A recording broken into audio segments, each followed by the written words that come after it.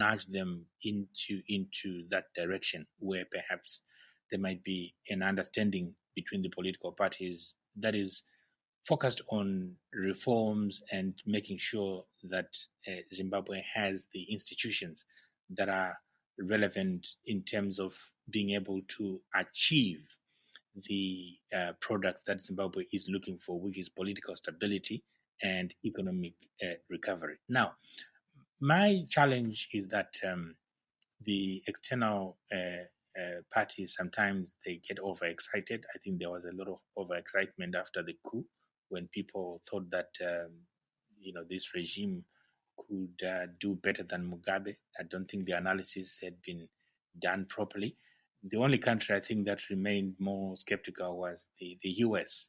But then again, that approach also has its issues, which is that the regime which was trying to curry favor with the Americans, with the British, with the Europeans, has now sort of gone back into default settings, realizing that they are not making any headway. I think that the two countries that have a lot of leverage over the regime are South Africa and China. And as we speak, I think this week has been quite interesting because China has been very unhappy with the representation of their budget, of their development aid to Zimbabwe, which they think has been grossly understated by the Ministry of Finance in Zimbabwe. They think it should be $136 million, and Zimbabwe says it's $3 million. And they're not happy with that at all. And there's been a public fallout between the two. But what is interesting about this is that you rarely see China being so public in its condemnation or criticism of Zimbabwe the way that they have done this week. And that might produce a new and interesting dynamic. But at the same time, we also have South Africa. The Minister for International Relations, Dr. Naledi Pandor, she gave a very powerful speech at the beginning of the week at a symposium which was organized by her department in South Africa, which was focusing on Zimbabwe. And she said that they now recognize that the economic challenges in Zimbabwe cannot be solved without solving the political challenges. Now, this is the language that the Zimbabwean opposition and civil society has always been using for the past couple of years. In fact, for more than a couple of years. And unfortunately, the other countries in the SADC region have been buying the sanctions narrative by ZANU-PF, focusing on the issue of Zimbabwe as if it were just an economic problem.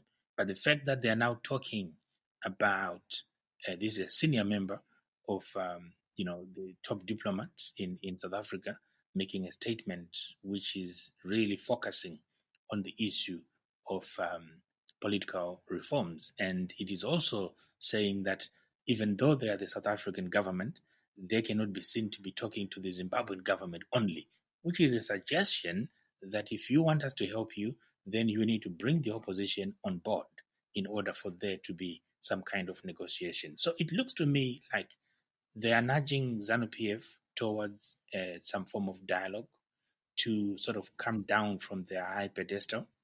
The only question is whether ZANU-PF regime itself is going to be willing to listen to what South Africa is saying. The last time when Mugabe was in power, he was very hostile to South Africa and Southern Africa whenever they mentioned things that they didn't like. I think at one point in 2013, I was working with Morgan Tsvangirai. Mugabe threatened to walk out of SADC if they continued to pressure him. Now, it will be interesting to see how Mnangagwa responds to what appears to be a new vibe coming from South Africa. Do you think that might be replayed then? Because in the aftermath of the 2008 elections, then you had that process in which South Africa mediated essentially between the MDC and and ZANU-PF to get the power sharing government. Do you think we could see a replay of that going on in Zimbabwe? I wouldn't rule it out. Out. I think that the opposition is very wary of what happened at that time. I think they know that they got a raw deal. I'm certainly aware of the challenges that the opposition faced, as you know, towards the tail end of that arrangement. I was working with Morgan Tsvangirai, and I could see how powerless the MDC was in that arrangement. And if ever they are going to negotiate and find common ground with ZANU-PF, then I think that they would have to be very careful to see what exactly they are going in there for. Is it to have a GNU? Is it to have a transitional authority? Is it to have a reform-led process which will produce another election? It has to be something. They have to know the end game. But yeah, in answer to your question, I think that South Africa is probably minded to play a mediation role between the two rival parties in Zimbabwe. In this current global context where it's America first, it's let's focus on Brexit. European countries are busy battling their own internal struggles. Everyone's turned inwards. Is that a difficult context for progressive forces in Zimbabwe, or on the contrary, is this exactly the kind of environment they need, where perhaps close neighbors like South Africa play a larger role, and Europe and America butts out? Yeah, I mean, I think that it's always important when you are involved in a struggle of the nature that Zimbabwe is facing. The opposition has chosen the path of peaceful resistance, and they've done that. It has its advantages, but it also has its weaknesses. It has benefited a lot from the support, moral support that it has received from around the world, including the big powers. But sometimes it may be counterproductive during, for example, election times, when it appears ZANU-PF takes full advantage of this moral support to argue and to push through the argument that the MDC is a puppet movement. And they've managed to do that not just among the electorate in Zimbabwe, but also among the region, within the region in Africa, where they try to paint the MDC as a puppet party of the West. But I think it continues to be important for these countries to be to have a voice, because otherwise there is no voice at all. People are so frustrated with the Southern African Development Community (SADC), where you see, for example, the executive secretary of that regional organization playing a role as if she is a commissar for the ZANU-PF regime. They don't comment on the violence and the state-sponsored violence taking place in Zimbabwe.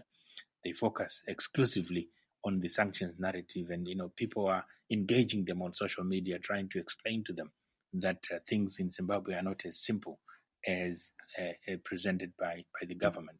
So I think that is useful for South Africa in particular, because it is the one that, yes, it does benefit from the skills and the business that they do in Zimbabwe and the skills they get from Zimbabwe, but they're also having pressure on their own social services. They're all having pressure from their own population, which is facing a lot of challenges, as we have seen with the xenophobic attacks against poor fellow Africans.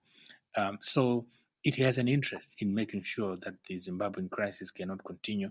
And as it is, there is no prospect of that crisis receding before 2023 and even beyond, unless they take some more decisive action to try and get Zimbabwe back on track.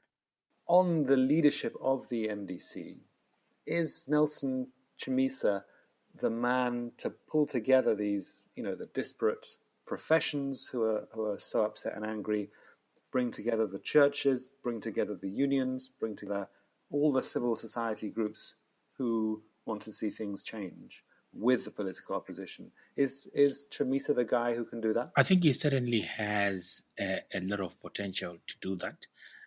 Nelson has had just over a year as the leader of the MDC, and I have to say performed incredibly well in the few months that he had to campaign. And we also how he's able to bring people together. He's certainly very charismatic and he speaks well.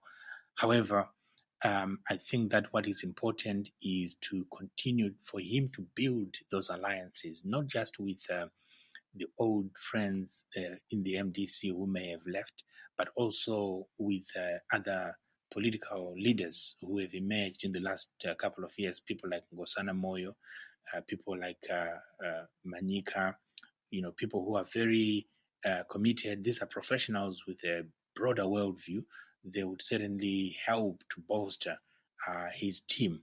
And internally, he needs to continue to work with the different, groups, the grassroots, to build the party, but also to build alliances with the different groups that you are referring to.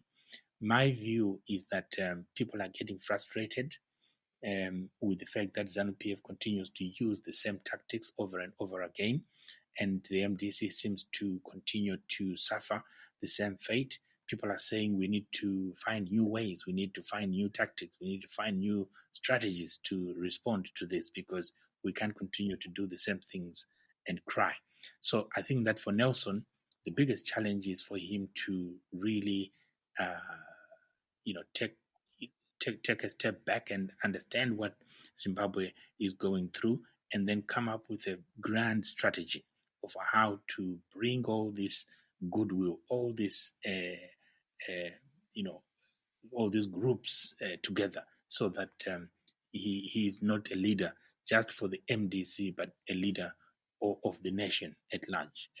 And I think if he's able to show that, to join the cause of doctors, the cause of nurses, the teachers, to speak on behalf of the pensioners, to speak on behalf of the rural farmers, all those things are critical in galvanizing a movement that would be able to put pressure on the regime. But yeah, he is the man who, at the moment, has got the capacity. I can't see any leader emerging within the next year or two who would be able to do better or surpass what Nelson has done. But politics is a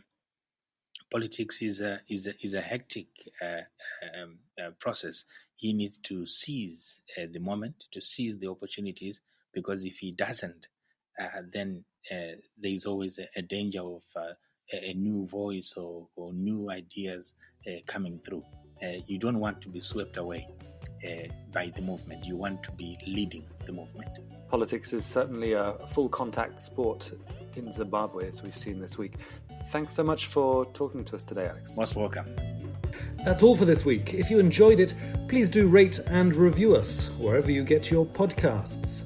For a free PDF of Africa's top 200 banks, go to theafricareport.com and do sign up for our newsletter while you're there. I'm Nick Norbrook. Thanks for listening.